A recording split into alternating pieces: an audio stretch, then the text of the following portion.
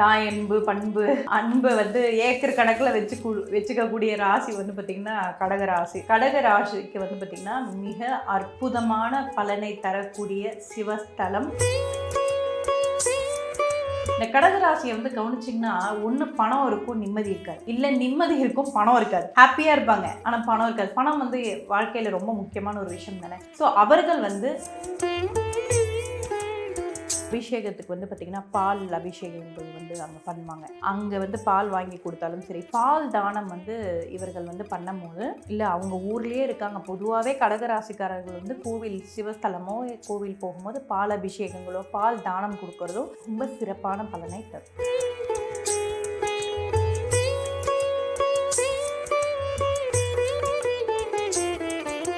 Personal loan வேணுமா? Documents இல்லாம 10 நிமிஷத்துல 15 லட்சம் வரை பணம். பூனாவாலா ஃபின்கார். கீழுள்ள லிங்க் மூலம் இப்போதே விண்ணப்பியுங்கள். கடகராசி அன்பர்கள், இந்த கடகராசி அன்பர்கள் எந்த சிவஸ்தலத்துக்கு போயிட்டு வந்தா அவங்க வாழ்க்கை மாறும்? தாய் அன்பு, பண்பு, அன்பை வந்து ஏக்கர் கணக்கில் வச்சுக்கக்கூடிய ராசி வந்து பார்த்திங்கன்னா கடகராசி. கடகராசிக்கு வந்து பார்த்திங்கன்னா மிக அற்புதமான பலனை தரக்கூடிய சிவஸ்தலம். நான் சொல்கிற எல்லா ஸ்தலமும் வந்து பார்த்திங்கன்னா மிக பழமை வாய்ந்த ஸ்தலம். அந்த வகையில் வந்து பார்த்திங்கன்னா கோவையில் இருக்கக்கூடிய பட்டீஸ்வரர் ஆலயம். ஓகேங்களா? பட்டீஸ்வரர் ஆலயத்தில் வந்து பார்த்திங்கன்னா இந்த கடகராசிக்காரர்கள் மெரிச்சிட்டு வரும்போது ராசியா லக்னமா இதெல்லாம் ஒரு கன்ஃபியூஷன். நம்ம மக்களுக்கு எப்பவுமே கன்ஃபியூஷன் வந்துகிட்டே இருக்கும். லக்னமாக இருந்தாலும் சரி, ராசியாக இருந்தாலும் சரி, யாராக இருந்தாலும் போகலாம். கடகம் சம்மந்தப்படுதுன்னா நீங்கள் இந்த ஸ்தலம் போயிட்டு வாங்க. இதனோட வரலாறே வந்து பார்த்திங்கன்னா மிகப்பெரிய ஒரு வரலாறு.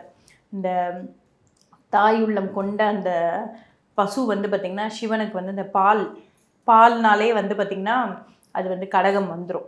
தாய் உள்ளம்னாலே கடகம் வந்துடும். அப்போ இவர்கள் இந்த ஸ்தலம் மெரிச்சிட்டு வரும்போது மிகப்பெரிய ஒரு மாற்றம் வந்து இவர்களுக்கு இருக்கும். அதுலேயும் வந்து ஸ்தலத்தில் வந்து பார்த்திங்கன்னா வெளியே வந்து பார்த்திங்கன்னா ஒரு மரம் இருக்குது. அந்த மரத்தில் வந்து பார்த்திங்கன்னா பிறவாப்புலி அப்படின்றது ஒரு அந்த மரத்தோட வரலாறு வந்து பெரிய வரலாறு.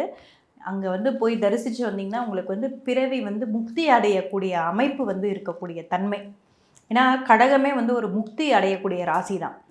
அவர்கள் வந்து வாழ்க்கையில் வந்து எனக்கு சொல்ல தெரியல, எனக்கு வந்து எந்த கோயில் போனாலும் என்னால் வந்து முன்னேற முடியல, எனக்கு தொடர்ந்து வந்து ஏதோ ஒரு இது வந்துக்கிட்டே இருக்குது. இந்த கடகராசியை வந்து கவனிச்சிங்கன்னா ஒன்று பணம் இருக்கும், நிம்மதி இருக்காது. இல்லை நிம்மதி இருக்கும், பணம் இருக்காது. ஹாப்பியாக இருப்பாங்க ஆனால் பணம் இருக்காது. பணம் வந்து வாழ்க்கையில் ரொம்ப முக்கியமான ஒரு விஷயம் தானே.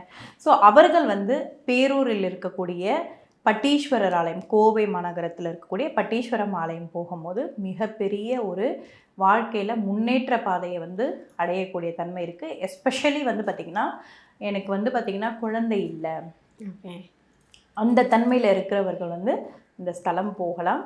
காலையில் சீக்கிரமாக வந்து ஒரு 6 மணிக்கெலாம் அங்கே இருக்கிற மாதிரி போயிடுங்க. வெளியூரில் இருக்கிறவங்க வந்து பார்த்திங்கன்னா முன்னாடியே போயிட்டு அங்கே தங்கிட்டு 6 மணிக்கு போகிறது மிக சிறப்பான ஒரு விஷயம். நான் சொல்லிட்டு வர மாதிரி இந்த கருப்பு ஆடைகள், கருப்பை வந்து தவிர்த்துட்டு, ஏன்னா நம்ம போகிறது வந்து பார்த்திங்கன்னா ஞாயிற்றுக்கிழமை. ஏன்னா இப்போ வந்து பார்த்திங்கன்னா நிறைய ஸ்தலங்கள் போகும்போது கருப்பு வந்து யூஸ் பண்ணக்கூடாதுன்னு இல்லை. எதுக்கு வந்து நம்ம வந்து குருவுக்கு வந்து மஞ்சள் போடுறோம், மஞ்சள் கலரில் ஒரு இது பண்ணுறோம், வெள்ளை கலர் எதுக்கு வந்து ஒரு நல்லது கெட்டதுக்கு வந்து பார்த்திங்கன்னா கருப்பு யூஸ் அப்படி கிடையாது. கருப்பை வந்து சீக்கிரமாக அட்ராக்ட் பண்ணக்கூடிய தன்மை. ஓகேங்களா? ஒரு விஷயம் வந்து மாந்திரிகம் பண்ணணும், இதுக்கெல்லாம் கூட வந்து கருப்பை ரொம்ப யூஸ் பண்ணுவாங்க. எந்த விஷயத்துக்கு அதிகமாக யூஸ் பண்ணுறாங்கன்றது ஒன்று இருக்குது. ஒரு விஷயத்தை அழிக்கணும், உங்களுக்கு வந்து பார்த்திங்கன்னா ஏவல், பில்லி சூனியம் இந்த மாதிரி பயம்லாம் இருக்குது அப்படின்னா நீங்கள் வந்து கருப்பை யூஸ் பண்ணலாம். நீங்கள் ஒரு மங்களகரமாக போகணும் அப்படின்னு கருப்பு தப்பும் இல்லை, மஞ்சள் வந்து இதுவும் இல்லை, இந்த கலரில் வந்து மாற்றங்கள் பண்ண வேண்டாம். நம்ம கோவில் போகும்போது இந்த கலரை வச்சு வந்து பார்த்திங்கன்னா பிரசன்னம் நிமித்தம்னு இருக்குது. அந்த பிரச்சனை வகையில் இவங்களுக்கு வந்து இந்த ஒரு பிரச்சனை வந்து கண்டினியூவாக வருதா. இப்போ வந்து இந்த குறி சொல்கிறவங்களாம் நம்ம பார்ப்போம், அவங்கெல்லாம் வந்து இந்த நீங்கள் போகிற இந்த ட்ரெஸ் கலர் கோடை வச்சே சொல்லிடுவாங்க. ஓகே யாரெல்லாம் வந்து நிறைய வந்து யூஸ் பண்ணுவாங்களா, இப்போ லைஃப்பில் வந்து ஒரு நீங்கள் வந்து எந்த விஷயத்தை நோக்கி போகிறீங்கன்றது, ஒரு ஆன்மீகத்தை நோக்கி போகிறீங்களா, ஃபினான்ஷியல் பணம் இது சம்மந்தப்பட்டதை நோக்கி போகிறீங்களா, வாழ்க்கையில் வந்து ஒரு நான் பெரிய பிஸ்னஸ் மேன் ஆகணும் இதை நோக்கி போகிறீங்களா, எனக்கு வந்து திருமணம் நடக்கலை திருமணம் ஆகணும் இதை நோக்கி போகிறீங்களா, இந்த மாதிரி எதை நோக்கி போகிறீங்களோ அதை தான் வந்து நீங்கள் இருப்பீங்க. அதனால தான் இந்த கலர்ஸ் டிஃப்ரெண்ட் சொல்கிறோமே தவிர, இப்போ வந்து மாடர்னு அது இதுன்னு சொல்லிட்டு நம்ம எதுக்கு யூஸ் பண்ணுறோன்னே தெரியாமல் ஒரு விஷயம் போகிறதுனால தான் இதையுமே நம்ம ரொம்ப திருப்பி சொல்ல வேண்டியதாக இருக்குது. அதனால் கருப்பை வந்து தவிர்த்துட்டு போகிறது ரொம்ப ரொம்ப சிறப்பான ஒரு விஷயம். ஞாயிற்றுக்கிழமையில் வந்து போகிறதும் மிக சிறப்பான விஷயம். இங்கே போயிட்டு வாங்க, கடகராசிக்காரர்கள் நிச்சயமாக வாழ்க்கையில் நல்ல ஒரு மாற்றத்தை பார்ப்பீங்க. அதே மாதிரி இவங்க வந்து பார்த்திங்கன்னா இந்த பால் வந்து பார்த்திங்கன்னா பால் நார்மலாக பேக்கெட் பால் இருந்தாலும் சரி, அபிஷேகத்துக்கு வந்து பார்த்திங்கன்னா பால் அபிஷேகங்கள் வந்து அங்கே பண்ணுவாங்க. ஓகே. அங்கே வந்து பால் வாங்கி கொடுத்தாலும் சரி, பால் தானம் வந்து இவர்கள் வந்து பண்ணும்போது இல்லை அவங்க ஊர்லேயே இருக்காங்க. பொதுவாகவே கடகராசிக்காரர்கள் வந்து கோவில் சிவஸ்தலமோ கோவில் போகும்போது பால் அபிஷேகங்களோ பால் தானம் கொடுக்கறதோ ரொம்ப சிறப்பான பலனை தரும். கடகராசி என்பவர்கள் வந்து பேரூர் பட்டீஸ்வரர் ஆலயம் போய் சிவபெருமானை வழிபட்டுட்டு வரும்போது உங்கள் வாழ்க்கையில் எதிர்பாராத பல்வேறு நல்ல மாற்றங்களை சிவபெருமான் கொடுப்பான்னு ரொம்ப அற்புதமாக சொல்லியிருக்கீங்க. சூப்பர்ப்பா. நீங்கள் இங்கே போயிட்டு சிவனேன்னு கதியாக கடைங்க, உங்களுக்கு நினச்சது எல்லாமே நடக்கும் அப்படின்னா ஒட்டுமொத்தமாக எல்லா ராசினியர்களும் போகக்கூடிய சிவஸ்தலம் எதுமா? 12 ராசிக்காரர்களும் போகக்கூடிய ஸ்தலங்கள் 3 ஸ்தலங்கள் நான் கொடுக்குறேன். எந்த கோவிலுக்கு போகிறீங்களோ இல்லையா, இந்த ஸ்தலம் நீங்கள் போயிட்டு வரும்போது நிச்சயமாக வாழ்க்கையில் மிகப்பெரிய மாற்றம் ஏற்றம் எல்லாமே இருக்கும். அப்படியேப்பட்ட சிவஸ்தலம் முதல் இது வந்து பார்த்திங்கன்னா நீங்கள் நிச்சயமாக திருவண்ணாமலை தான். ஓகே. இதுக்கு மிஞ்சின கோவில் இல்லவே இல்லை. சூரியனுக்கு உகந்ததுன்னா வந்து பார்த்திங்கன்னா திருவண்ணாமலை தான். இங்கே வந்து என்ன பண்ணுறீங்க அப்படின்னா, திருவண்ணாமலை எப்போ போகிறீங்கன்னா கிரிவலம் போகிறீங்க, பௌர்ணமி நாட்களில் போகிறீங்க, இதெல்லாமே வந்து அவங்கவுங்களோட விருப்பம். ஓகேங்களா? ஞாயிற்றுக்கிழமையில் காலை 6 மணிக்கெலாம் நீங்கள் அங்கே இருக்கணும். சூரியன் உதயமாகும் போது நல்ல நீங்கள் அதுக்கு ஒரு நாள் முன்னாடியே போயிடுங்க. போயிட்டு நல்ல காலையில் எந்திரிச்சு ஒரு 5 மணிக்கெல்லாம் நம்ம வீட்டுக்கு வந்து ஒரு கெஸ்ட்டு வந்தால் எப்படி இருக்கும்?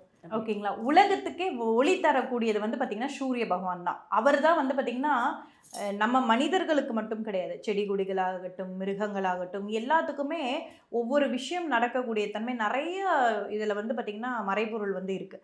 ஸோ அந்த சூரியன் வந்து வரப்போகிறப்ப வந்து அவரை வந்து நம்ம வீட்டுக்கு வந்து ஒரு கெஸ்ட் வந்தால் எப்படி நம்ம வந்து அப்படியே உட்காந்துட்டேவா இருப்போம், எவ்வளோ ஆக்டிவாக இருப்போம். ஆனால் நம்ம என்ன பண்ணுறோன்னா இந்த ஞாயிற்றுக்கிழமை அன்னைக்கு வந்து நம்மளுக்கு லீவை கொடுத்து வீட்டில் உட்கார வச்சிடுறாங்க இல்லைங்களா? அந்த மாதிரி பண்ணக்கூடாது. நீங்கள் வந்து எந்த நாள் அன்னைக்கு வந்து நீங்கள் வந்து லேட்டாக கூட எழுந்துறீங்க, ஆனால் ஞாயிற்றுக்கிழமை ரொம்ப வந்து வாழ்க்கையில் மிக சூட்சமம் நிறைந்த நாள் வந்து பார்த்திங்கன்னா ஞாயிற்றுக்கிழமை தான். அப்போ அந்த நாள் அன்னைக்கு நீங்கள் 10 மணி வரைக்கும் 9 மணி வரைக்கும் எல்லாம் தூங்குனீங்கன்னா உங்களுக்கு வந்து லைஃப்பில் வந்து ஒரு பெட்டர் இதுவே வராது. சண்டே வந்து லீவே கொடுக்கக்கூடாது. இன்னும் சொல்ல போனால் சண்டே தான் நம்ம ரொம்ப ஆக்டிவாக இருக்கணும். ஏன்னா அது வந்து சூரியனுக்கான நாள், சிவனுக்கான நாள். அப்போ சண்டே ஒரு நாள் ஆச்சும் நீங்கள் வந்து சீக்கிரமாக எழுந்திரிச்சு சூரியனுக்கு வந்து சூரிய நமஸ்காரம் பண்ணுறதா இருக்கட்டும், நீர் வந்து பார்த்திங்கன்னா இது பண்ணுறதா இருக்கட்டும், இதெல்லாம் வந்து நீங்கள் பண்ணும் போது வாழ்க்கையில் அதுக்கப்புறமா கூட நீங்கள் தூங்கிக்கோங்க. காலையில் எழுந்துச்சு குளித்து சூரிய நமஸ்காரம் பண்ணிவிட்டு பூஜைகள் எதனா பண்ணணுன்னா பண்ணிவிட்டு அதுக்கப்புறமா கூட ஒரு 8 மணிக்கு மேலே கூட தூங்கிடுங்க. ஞாயிற்றுக்கிழமை 100% ஆக்டிவாக இருங்க. அதுவும் ஞாயிற்றுக்கிழமை சிவ வழிபாடு ரொம்ப ரொம்ப சிறந்தது. காலையில் ஈவினிங் 6 மணிக்கு போய் பண்ணக்கூடாது, காலையில் பண்ணணும். அந்த மாதிரி திருவண்ணாமலை போகும்போது காலையில் எழுந்திரிச்சு குளித்து நல்லா சூப்பராக இந்த கிரிவலம் வாங்க. ஓகேங்களா? கிரிவலம் வந்துட்டு திருவண்ணாமலையாரை வந்து தரிசிச்சு வந்தீங்கன்னா வாழ்க்கையில் மிகப்பெரிய மாற்றம் வந்து உங்களுக்கு அன்னைக்கு பிள்ளையார் சொல்லி ஸ்டார்ட் ஆயிடுச்சுன்னு அர்த்தம். இதை வந்து நீங்கள் பண்ணுறதுக்கு வந்து ட்ரை பண்ணி சிலர் வந்து இல்லைங்க நாங்கள் போனதே வந்து 10 மணி ஆயிடுச்சு, அதுக்கப்புறம் நான் குளிச்சு கிளம்பி இல்லை இங்கேருந்து போகிறதுக்கு டைம் ஆயிடுச்சு, இந்த மாதிரிலாம் எக்ஸ்கியூஸ்லாம் சொல்லவே கூடாது. ஓகேங்களா? இந்த எக்ஸ்கியூஸ் சொல்கிறவங்களுக்கு லைஃப்பில் வந்து ஒரு முன்னேற்றம் வந்து அப்ஸ் அண்ட் டவுன்ஸ் இருந்துக்கிட்டே இருக்கும். நம்ம முன்னேற்றத்தை நோக்கி மட்டும்தான் போகணும்னா எக்ஸ்கியூஸ் சொல்லவே கூடாது. ஓகேங்களா? அந்த டைமில் அங்கே இருக்கணும்னா அந்த டைமில் அங்கே இருக்கணும். அந்த மாதிரி போய் வழிபட்டு வாங்க, திருவண்ணாமலையாரை பார்த்துட்டு வாங்க.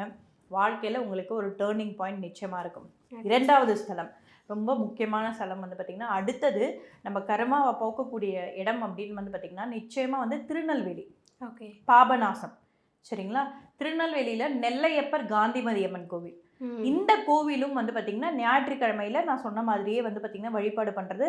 அதுவும் அங்கே இன்னொரு சிறப்பான விஷயம் என்னென்னா சிவனுக்கான அதாவது சூரியனுக்கான தானியம் வந்து பார்த்திங்கன்னா கோதுமை.